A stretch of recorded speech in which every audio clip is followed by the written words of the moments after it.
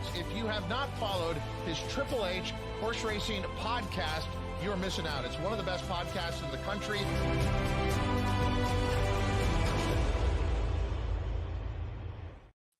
Hello and welcome to episode 7 of Great Race Plays right here on the HHH Racing Podcast. I'm your proud host, Howard Kravitz, along with co-host Pete Visco and Paul Halloran. We are here to talk about a very good late pick 4 this Sunday, February 2nd, I believe is the date. Not only that, there's also a grade 3, the Las Virgenes, which is a Kentucky Oaks prep, which I'm just going to show the field, and I will talk very briefly about that race. Please make sure you do several things, as we love all of our viewers and listeners. First of all, you can listen to us on Apple Podcasts, Spotify, and Anchor. Our Power Pick tip sheet, look below the video player.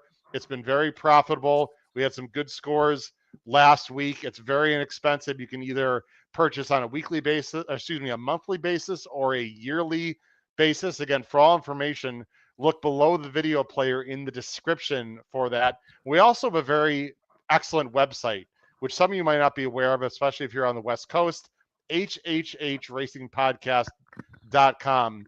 Please check that out. And not only that, we have a very special feature going on our podcast. And Pete, I'm going to let you talk about our website just a little bit, as I'm going to bring it back up on the screen. Davey Lane, who is a gentleman, a very good punter, handicapper from the UK, is very popular on this show. And we're starting something new on our website, especially for our West Coast viewers, because you know what? Hong Kong and the Orient, so to speak, is definitely within the West Coast people's time zone, because those races, are started, I think maybe like 10 p.m. local. And so they're easier to watch. And we're doing a new international feature on our website. Why don't you just talk a minute about where people can find something called Follow the Jockey?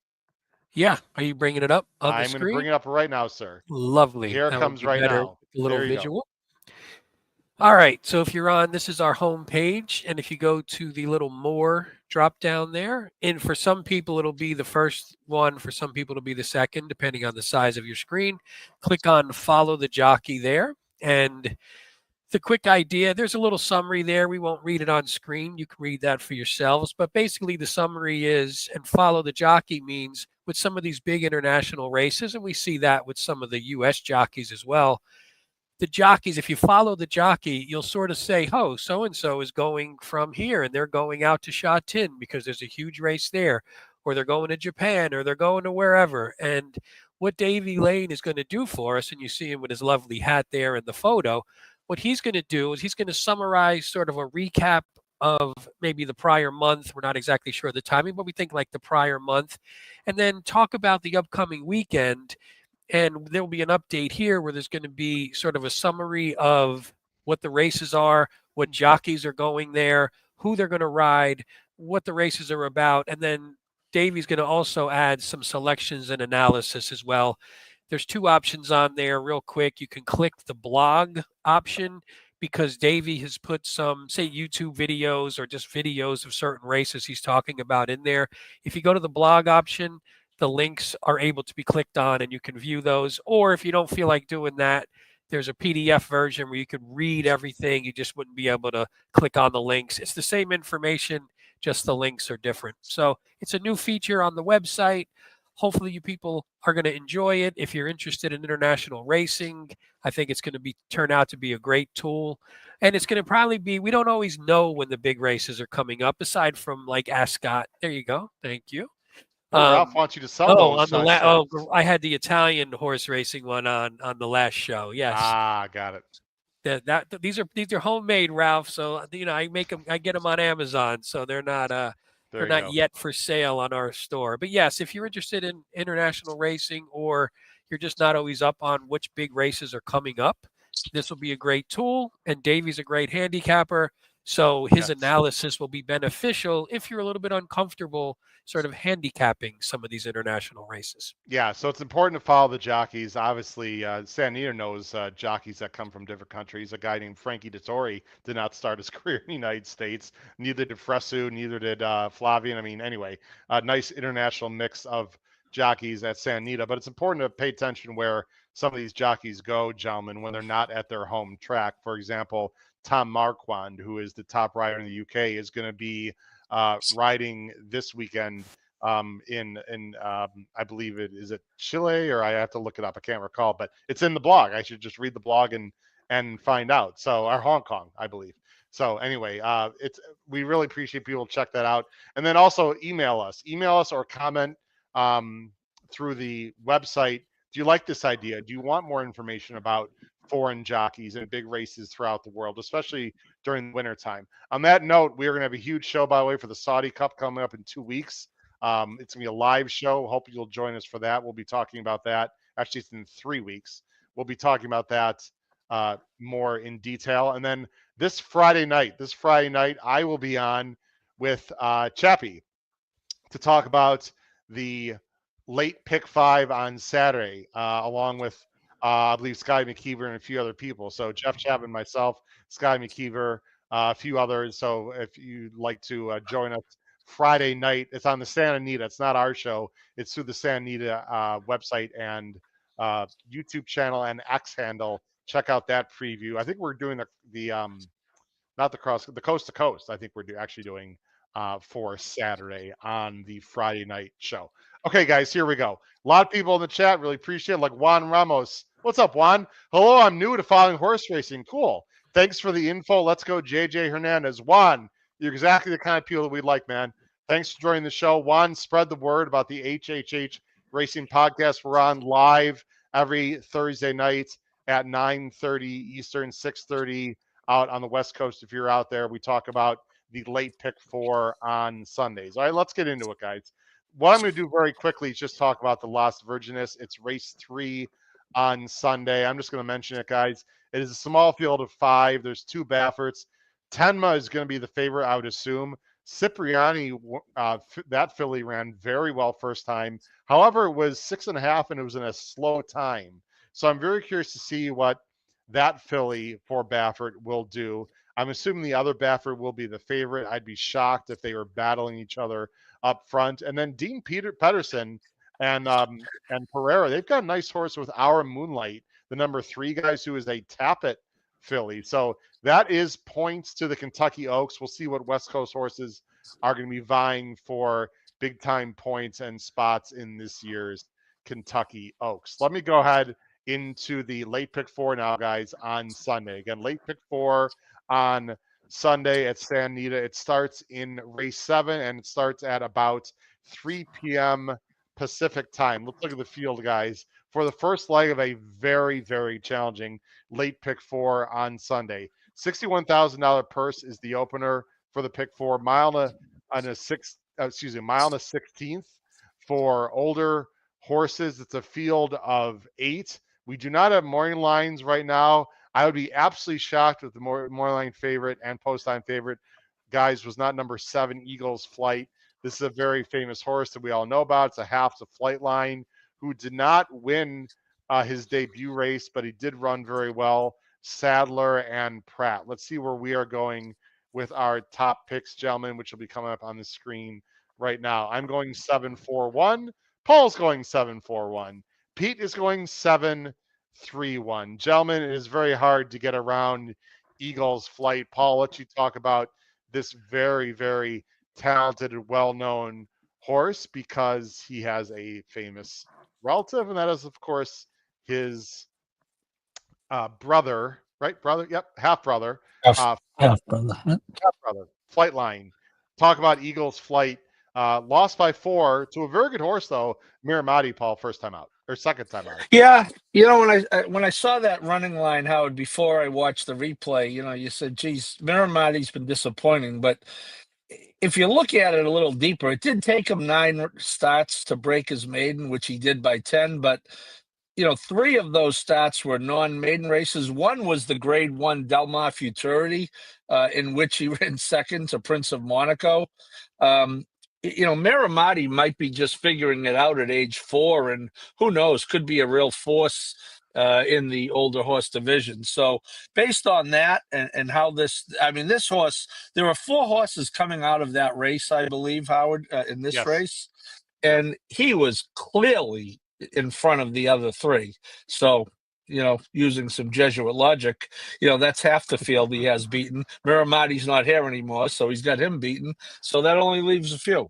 So, I think this I absolutely will be the favorite, but you'll see when I get to my plays later. I'm going to really just take my chances. Not only a half brother to Flightline, Howard, but don't forget a son of the Curlin. great Curly. Curlin.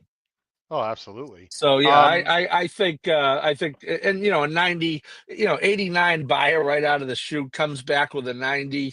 Only the third start of his career, could move forward. Sadler did okay with not getting around to with Flightline starting late, right? Of course. Yeah. Look, I think the 7 should be stalking right off the 6. That was a Trench, I believe. I'm sorry, mispronunciation of the number 6. We don't have the numbers on the screen also. Hopefully actually, that's not going to be coming up during the show. But I think that the number 7 Eagles Flight is going to sit off of Tranch and be a major factor in this race. A horse that we all like, a little bit of Schaffner for Sheriffs and Rispoli. At least Paul and I like the 4. I'm sorry. I'll talk about Schaffner. Coming off of a little layoff, blinkers on. One of the few horses that might be able to pass others. I'll tell you one thing about the Eagles Flight race, Paul. I mean, that was a no passing zone. I mean, they all just basically were in their one place and ran around the track. I don't know. I think Schaffner is likely to improve for Sheriffs. Got a little bit of time off, puts blinkers on. Will be closing at a potentially a hot pace. I think Schaffner has been interesting. I'm sure Paul would agree. And then Pete, you got the number 3, Awesome Road, who I have a little bit underneath in the mix for Diodoro and Orlando Mojica. I know that win last time was at Turf Paradise, but I mean, 135 and change at Turf Paradise is still pretty quick. 85 buyer. Maybe this horse is improving. I don't know. I wouldn't be shocked. Cost $600K. You could do worse with a bit of a price, I think, in Awesome Road, the number 3. Yeah, I like that. Yeah, I like that the last time was sort of a lifetime buyer top, lifetime time form top. The horse seems to be getting better, and there could be 2 reasons for it. So the first one, you wonder, is it the move to Diodoro? Was that it? Or was it the fact that it was in much lesser company? And does this horse just like either Turf Paradise or the horses that he got to run against at Turf Paradise? So it was a little, it's not the best thing because I think it's a wait and see with that horse if he's really improved or not, or was just circumstance. And then you got another Baffert and New King on the rail. Go ahead, Paul. I was just going to say, do you think when the hammer dropped in Keeneland 2022 for 600,000, and you're very excited, you buy a horse at the Keeneland sale for 600,000, you say, if things go really, really well, someday we could run consecutive races at Assiniboia Downs, Century Mile, and Turf Paradise? Yeah, I'm sure guessing that's just not. what they were thinking. Yeah, I'm guessing not. But you know what? No, I mean, he just turned 4. Maybe he's improving and getting better. Good luck to him. Hey, look, I'm trying to just Right? be funny. I'm not trying to begrudge them anything. All right. People rely he was on in my the Texas wit, Howard. Derby and the Manitoba Derby, Paul. I mean, come on now. I He was in the I Derby. remember the Manitoba Derby was on Whitney weekend, and Yeah. I believe myself and Doc Mora and Bob Mullins and the boys were in the house betting the hell out of it. I'm sure you. By the way, go ahead. ahead. No, you go ahead first. Go ahead. I was going to do a geography question of Paul. Does he know where that track is located? What's that? What is that? Assiniboia. Manitoba. Assiniboia, right? Yeah. Oh, Assiniboia. That's in Canada as well, right? Yes, it is. Yes, it is. Isn't it in Alberta? Is it in Alberta? I apologize. I don't know. We're live and Which you shouldn't ask trivia questions. Yeah, you shouldn't ask trivia questions if you don't have the answer to them. Oh, Matt said it's on Union and Nelson. No, I don't think so. Thank I don't think so, Matt. It's a little further west and a little more north than that. All right, guys, let's get into the next race. So race 7 is interesting. New King, I believe, right? Is that the rail horse name? New King on the rail is also interesting for Baffert. Nice race, real nice allowance race. It's funny. You have an optional claiming 50. You got to Paul's point. You got New King that cost $700,000. You got Ghazali who cost almost 1.1 million. You had Awesome Road for 6, and you have Schaffner for 625. So and you have Eagles Flight. It's a pretty expensive optional claiming race, to say the There is least. a lot of big expectations. Let's go on to the next race, gentlemen. Race 8 on Sunday. Optional allowance, 80,000 claimers. The turf rails are out at 10 feet. They're going a mile and an eighth.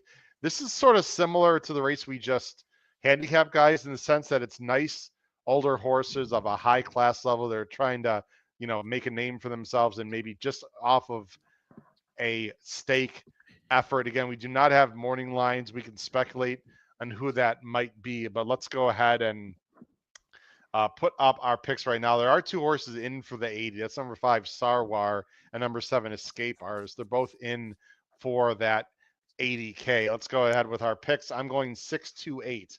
Paul's going 2-4-6.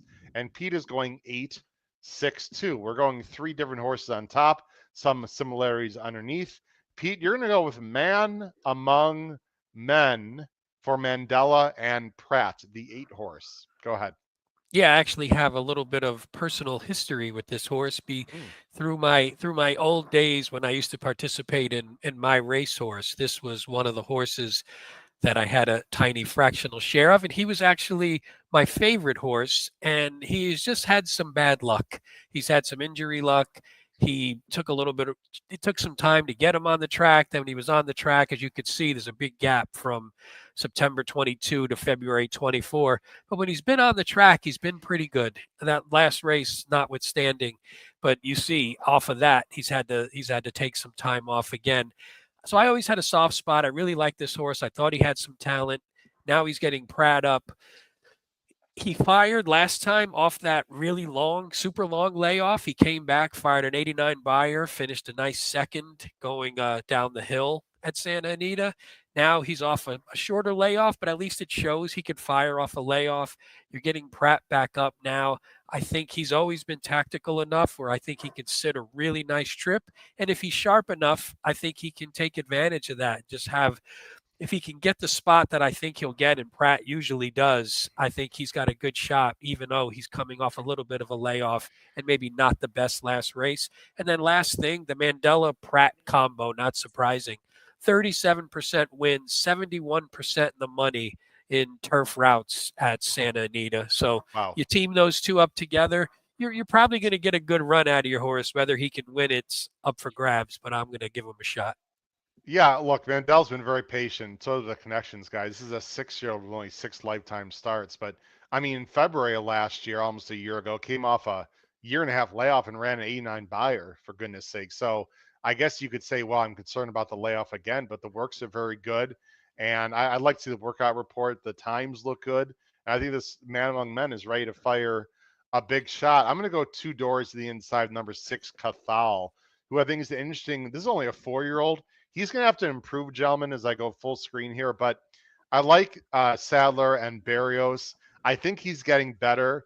The distance will suit. He's been in the Twilight Derby, the Hollywood Derby, the Mathis Mile, and he's run certainly good enough. He does have to improve a little bit, but he's one of the horses in this race I think can improve. And I don't mind Barrios. He rode this horse 4 back to a victory. So I'm going to go a little bit of an upset. I'm assuming Cathal is going to be somewhere around 6-1 if I had to take a guess. And then Paul, you're going to go with the number 2 horse, and that is Irish Prophet, who is very consistent. Only 2 for 18 with another excellent veteran trainer, Neil Drysdale. Yeah, I think the horse has a chance to be more forward in this field with this pace setup.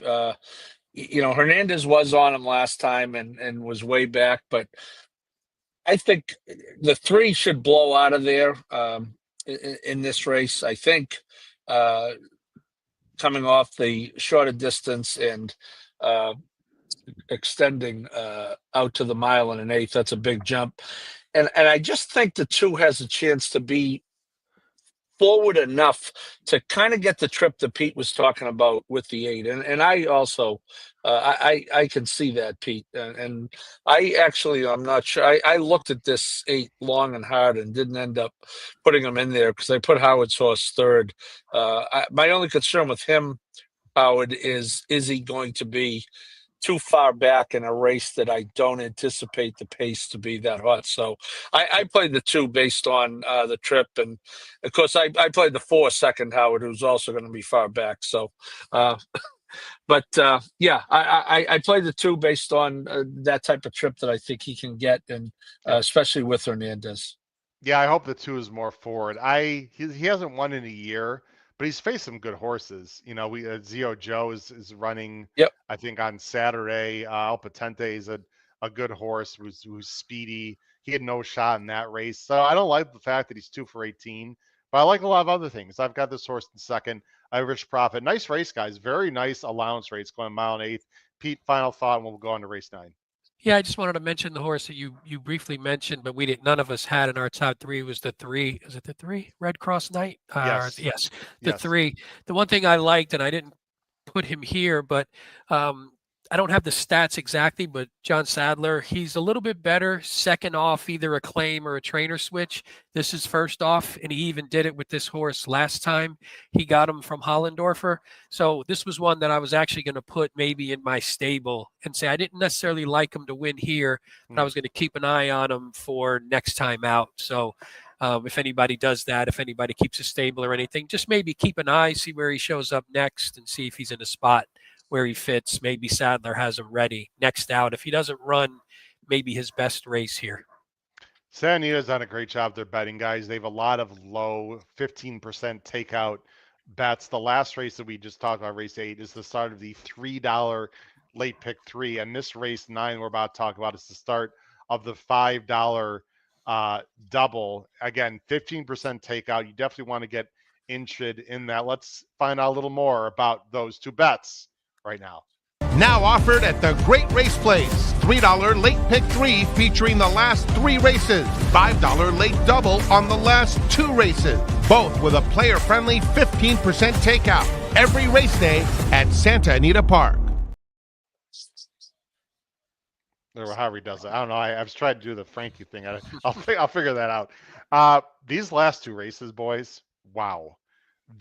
Very, very difficult final 2 races. This $5 double is going to pay. I cannot recommend it enough. And I know that, of course, Santa Anita, we're partnering up with them, and we're live right now on their YouTube and their X handle. But I don't have to be partnering up with Santa Anita as a handicapper nationwide to tell you that the Santa Anita late pick 4 and the late double on Sunday is very good. Let's go ahead and go into race 9 because these field sizes are humongous. Race 9, okay, fine. It's a main claiming 32. It's not a stake race, it's not allowance. Look at this field, though, guys. It's very competitive. If it stays together, how about a field of 14? No complaints about small fields here, ladies and gentlemen. Field of 14. They are all also restricted 3-year-olds going 6 furlongs on the dirt. I can only imagine who the favorite's going to be. I could take a guess. I think it might be my top choice. We shall see. But let's see where Pete and Paul and myself are going to go to start the $5 double on Sunday. I'm going 5, 14, 4. Paul's going 1, 14, 10. And Pete is going 4, 13, 12. This is the beauty thing about horse racing, Pete. And I'd like to consider all of us, pretty darn good handicappers. Pete, you've got 2 of you. Actually, your top 3. Paul and I do not have it all anywhere in our top 3. So I'm going to let you start first, Pete. You're going to go with the number 4. Actually, I've got the 4 third. I apologize. You're on the number 4, Code Breaker. This is a first-time starter for Dean Pedersen, as we already mentioned, who's got a nice horse in the last Virgenes. I'm very curious to see how Code Breaker is bet because I'll tell you what, Pete, this horse has some pretty decent works in pedigree for a maiden 32 claimer here. Yeah, it's funny though. I had 7 horses in consideration for my top 3. So Wow. I was struggling to sort of narrow it down to the 3. And when I was looking at this is one where, with first time starters, you don't have a lot to go on. You go by breeding, you go by some statistics. I had some good statistics and some bad ones on here, but in the end, I was like, what the hell? I'm going to go with a horse we haven't seen yet. So on the Desert Code on the sire side, this horse is only 3 for 81, or I should say this progeny are only 3 for 81 with 3-year-old and up first-time starters, as you could see on the screen there. So that's pretty god awful. But on the damn side, 3 for 3 in the money, first time starters, and 30% win and 85% in the money in dirt sprints, and is a half to, I forget who the grade 1 winner was. I can't remember her name. I think she was Ceiling the Crusher. cotillion. Yes, Ceiling Crusher. Thank you. Yeah. So I thought, at least on the dam side, there was some sprint Absolutely. stuff. There was some precocity there. And then you said Pedersen, he's 5 for 15 wins, 8 for 15 in the money, first time starters on dirt in the past couple of years, and 5 for 6 wins, 6 for 6 in the money on the dirt at Santa Anita in 2024. As you could see, 6 for 10, 8 for 10 in the money on the screen, but even better on dirt. And I like the works. Aguilar is kind of a little cold, but I can look past that. And I think in a field that's super wide open, maybe we see if this one can come out blazing. But again, it's not a super strong pick because I'm sort of really spready in this race. Very famous green and white colors of Harris Farms, one of the best farms and breeding programs out there in California. My only concern, the only reason why I didn't put Codebreaker on top, Pete, is because if he was that good, I think he wouldn't be in for 32. So this horse must have some issues, but I am very interested in Codebreaker. I'm very curious to see what happens. Right to his outside is my top choice, and that's the number 5 to Jarius, I believe it is pronounced. I apologize if that's wrong. For Louis Mendez, who does a great job with younger horses, Ayuso takes over. This is just a class play for me, plain and simple. In for 32, was in restricted 62.5 first time and a very quick race and faded late. Faded again last time. Look at these fractions, guys. I mean, I don't think this race is going to be 22.45 and change, or sub 22 and 44 and 2 and change. So my instructions, similar to a race that we talked about on our New York show, Picks and Ponies earlier. In these lower level races, guys, I just want a horse that's up front in general.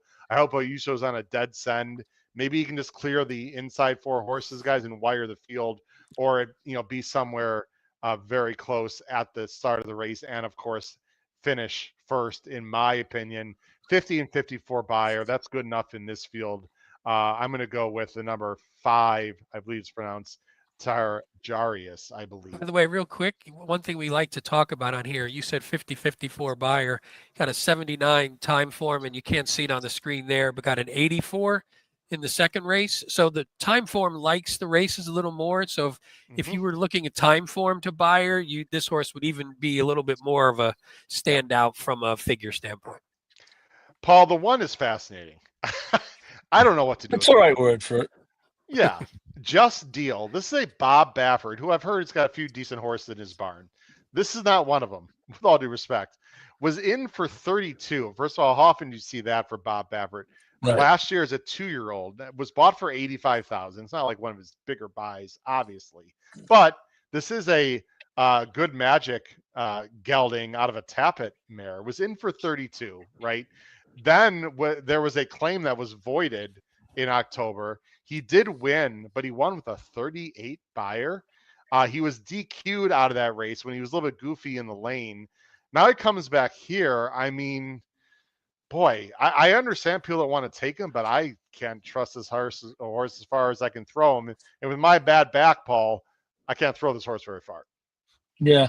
No, I mean, first of all, I don't know how many horses Baffert would have in his barn that cost $85,000. So maybe he's friendly with he's doing the jackpot farm people a favor. Yeah. He does have some numbers to support it, though, because I think, Pete, if you're running the stats, so this horse was DQ'd, but if you're running the stats, you got to go by as if it's a win, right? Because the horse crossed the line in front. And, last 5 years off a maiden win, Baffert's 36%. And, you look at what he adds Lasix, it's up around 38%. And he's got his main man, Hernandez. Look, I get it. And I won't get probably the price I deserve because it is Baffert and Hernandez. But, you guys spent a lot of time talking about I think the wide openness of the field and 14 horses. And, I get your horse, Peterson, 23% over the last 5 years with maiden first-time starters. I get that. How would I get your horse on the class drop? I use the 14, who I think, despite being out there, can get an okay trip. And his bad races on turf, his 2 dirt races were good. On the East Coast, Pete, we always We partial like to that. the Laurel horses. Yeah. So yeah, I think if Baffert, this horse went 3-5 last time. I don't know what's he going in this race, Howard. I mean, it's a big. 4-1. I'd say he's going to be morning line 7-2, and I think he'll go Yeah, off at 5-2. Look, it's Baffert, guys. It's Baffert and Juan yeah, Hernandez. It's this horse can absolutely improve. He was the 6th, yeah, by the way, in that replay. He was lugging in. He was goofy. Crossed the wire first. DQ'd at 60 cents of the dollar. This is one of the yeah. most. Look, this is not a Derby horse, but he's one of the more interesting horses actually running this weekend. I know it sounds a little goofy in a maiden 32, but I don't know. I'm going to try to beat him. I do like the 14 also. Paul, that is Mutt Dillon, who, like you said, this is another horse similar to my top choice guy. He's going to show speed. I think we'll be able to get a decent position. I know Jose Valdivia is not winning a lot of races right now in Santa Anita. He's a veteran. He's a guy I know very well. He made his name mainly at Arlington and was one of the leading riders at Arlington for years. The guy is capable. He's obviously not getting great mounts anymore, but he can absolutely win races still. So, guys, it's a very spready race, and Pete's got 2 other horses that we're going to move on from. But look, a lot of horses can win that race. Let's go on to the last race of the day on Sunday.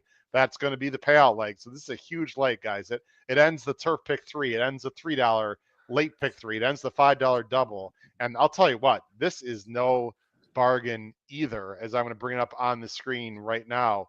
It is race 10, allowance 6.5 down the hill for Calbreds. Another huge field, guys, of 11 with 2 AEs. A lot of ways that you can go in this race. Let's bring up on the screen right now. Whoop, not my best bets. I'm going 10-3-5. Paul, my good buddy Paul, is also going with the 10. Chrome Flash, 10-6-1, and Pete is going 6-3-1.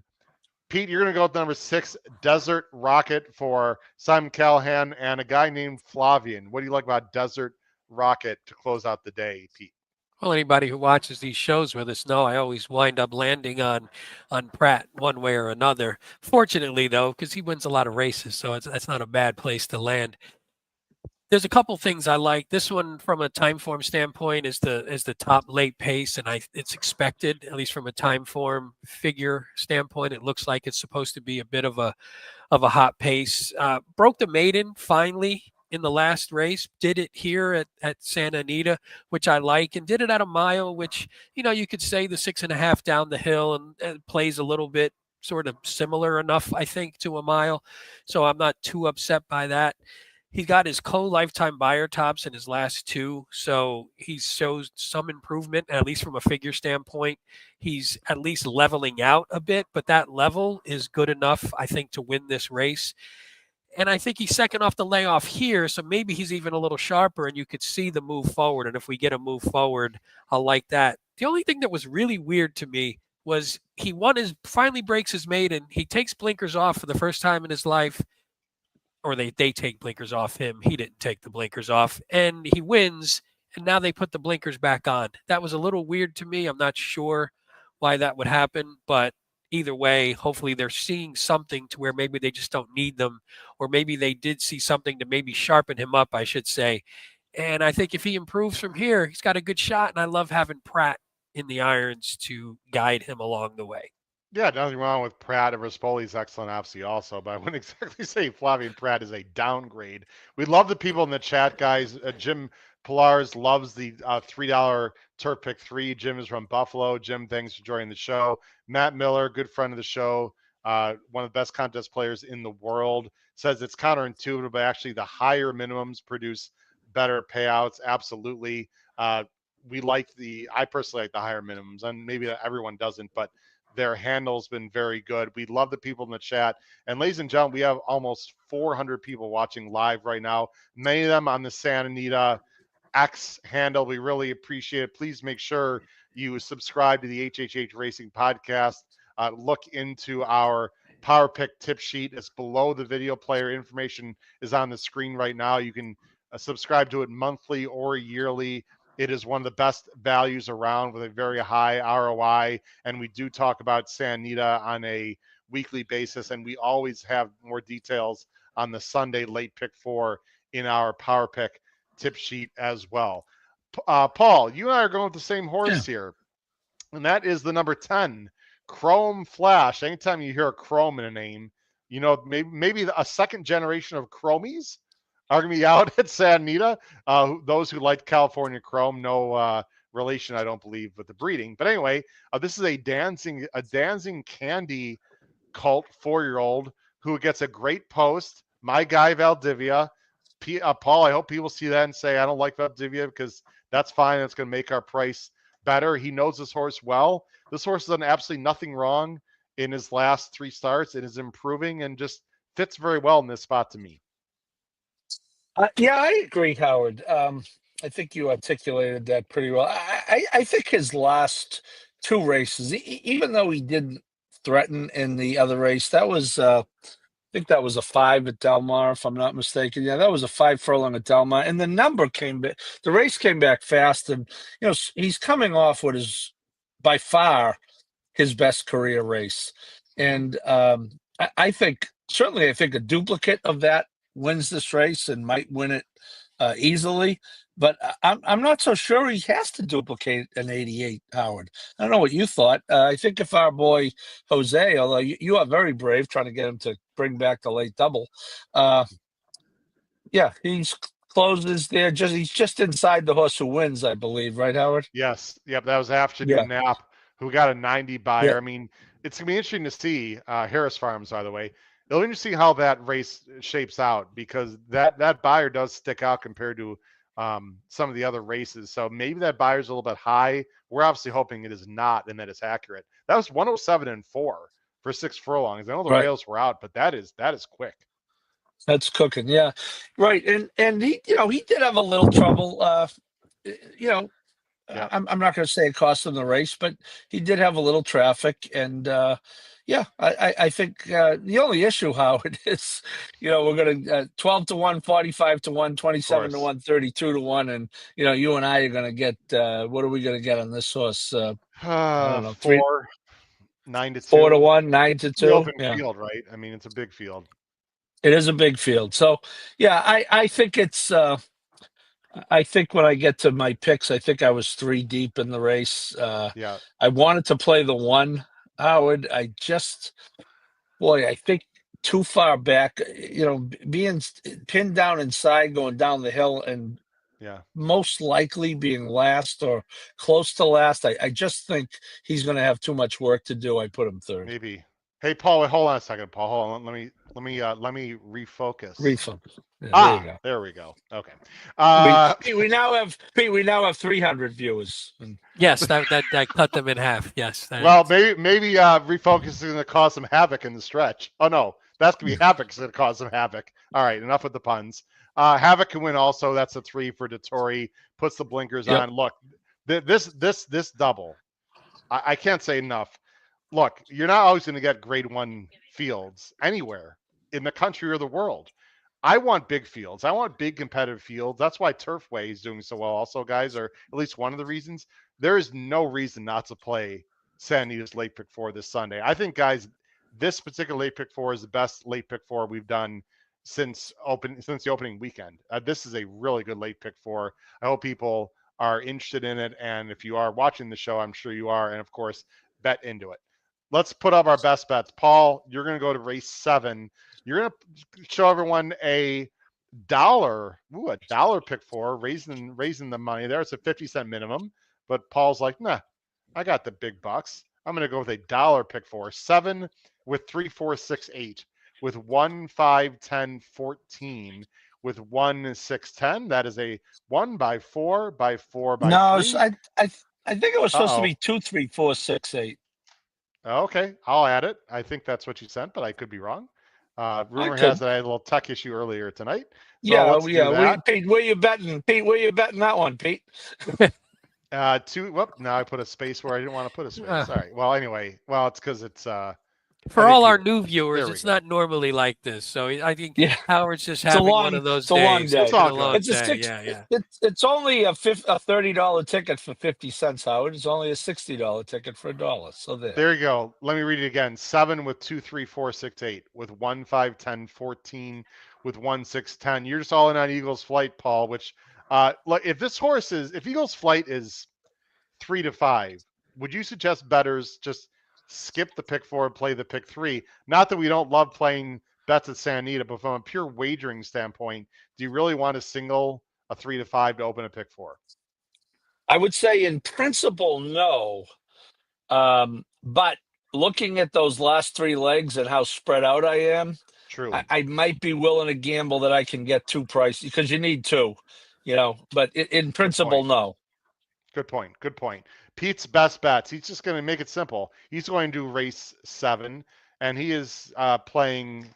I don't know if that might be the old one. Oh boy, is that the New York one, Pete? I don't think. Let me look at.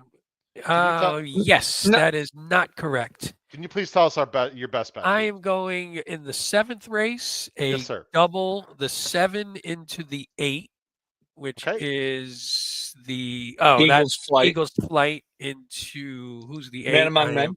Man Yes. Among Men. Yes, I'm going with my old former, little horsey there. And then in the 10th, I'm going with a win bet on the 6, even though I do agree that race can be wide open. I actually really like Pratt and Desert Rocket. And again, I think the only hard thing is for when we do these Santa Anita plays and our best bets, I know the odds, I like handicapping without the odds, but I hate giving the best bets sometimes without the odds, only because you don't want to give out something super chalky.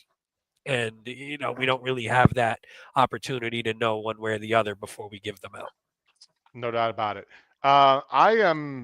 I got to make some minor adjustments, everyone. I don't actually think this is correct. I'll tell you what. I'm going to save my best bets for. I'll talk about on Friday's show, the Friday night show that I'm going to be on, of course, with Jeff Chapman on the Santa Anita X handle. It covers coast to coast, but if I have time, I'll put out my best bet. You know where people can also find my personal late pick 4 best bet on Sunday, guys? You guys know where, right? That'd be the Power Pick tip sheet. The Power Pick tip sheet. So please check that out. Listen, we really appreciate all the viewership. Again, a few quick things. You can listen to us on Apple Podcasts, Spotify, and Anchor. We have, again, many, many people watching. Please subscribe. Hit that subscribe button on the bottom right-hand side of the screen, notification bell on the top right-hand side of the screen, and smash. Paul, you know the smash symbol, don't you? To smash the like button, Paul? Where is it? There it is. Wow. Paul Halloran with the straight right. Please smash the like button. That is that thumbs up button for you more veteran horse players that may not be as familiar with YouTube below the video player. Big stake day also Saturday, Santa Anita, guys. The Kentucky Derby prep is going to be there with some very, very nice horses for Bob Baffert and others. And the whole card really is very solid. Really good weekend. The weather's going to be great out Santa Anita. We hope everyone is going to be betting at the great race place. For my co-host, Pete Visco, Paul Harlan, this has been your host, Howard Kravitz, episode 7 of Great Race Plays. Crush your bets on the Sunday late pick 4. Take care, everyone. Have a great night. Bye-bye.